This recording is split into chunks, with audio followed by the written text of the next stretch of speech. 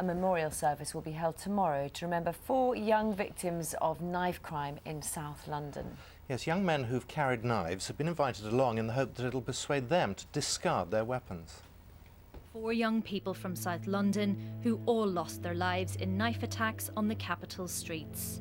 10-year-old Damilola Taylor had recently moved to the UK from Nigeria when he was stabbed to death in this stairwell in Peckham in the year 2000. 7 years later, the talented musician Edvin Johnson was also stabbed in a South London stairwell. Zach Olamegbon had spoken at a conference on youth violence the day before he was killed, outside the gates of his school in West Norwood 3 years ago. And Junior Nkwele was a promising footballer, but was stabbed in the chest on this housing estate in Brixton last September. Just 4 of the dozens who've been killed in knife attacks in London in the last few years. A memorial service will be held tomorrow to remember them, with a special invite to young men who carry these weapons, asking them to stop before another life is lost. Aisling McVeigh, BBC News. Well, let's discuss that a little bit further with Edvin's mother, Genevieve Johnson, and Zach's mother, Shakira Olmegbon, and also with the actor Arnold Ochenga, who was friends with Zach as well. Morning all. Thank you very much for coming to talk to us. Genevieve, let's start with you.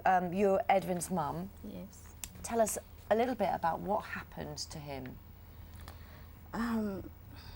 Edvin died on the 16th of September 2007. The day started with Edvin going to church, and he came back, went for football as he always do. He came home with a friend, and he went around the corner later that evening to see another friend, and that was the end of Edvin.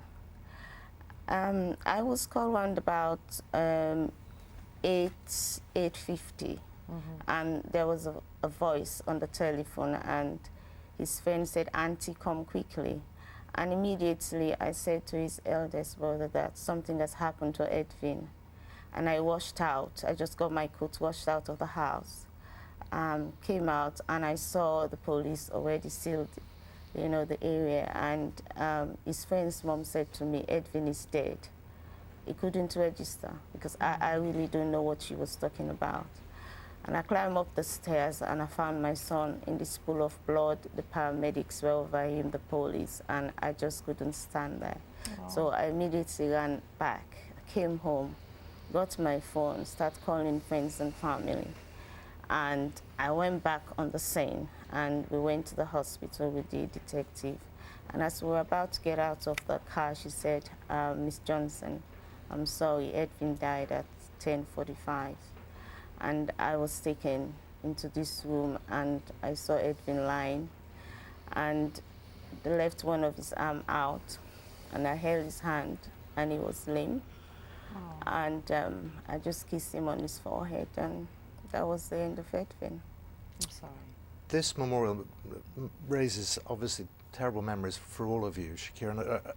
In Zach's case, gangs were involved. I mean, did you know as he was growing up that he was getting into that? He wasn't in a gang. I would not, say he was in a gang.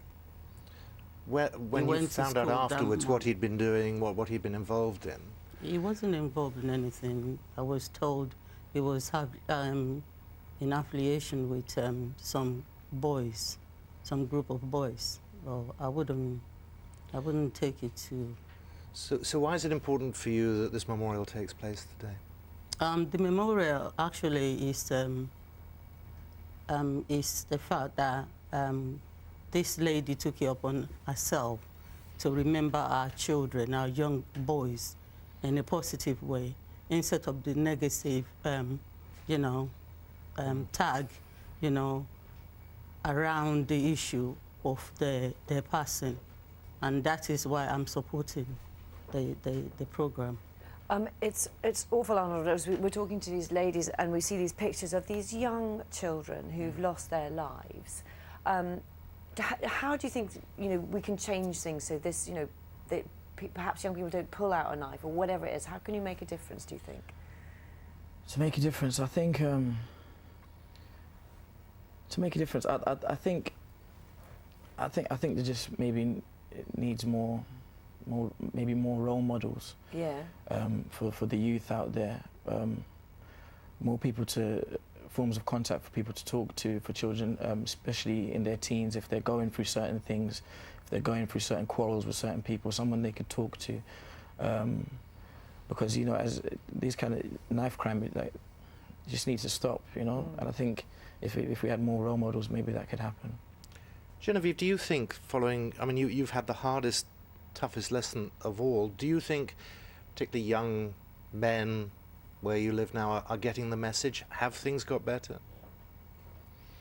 Well, in the environment where I live now, there isn't much of a crime, I would say. But overall, I think the young people still need to know the impact and the consequences that follows when a child's been taken from a family. And as you can see, Shakira and myself, and especially me going 6 years without justice, every day you wake up, your child is in your head. And for me, I feel I've let my son down, that I haven't been able to get justice for him.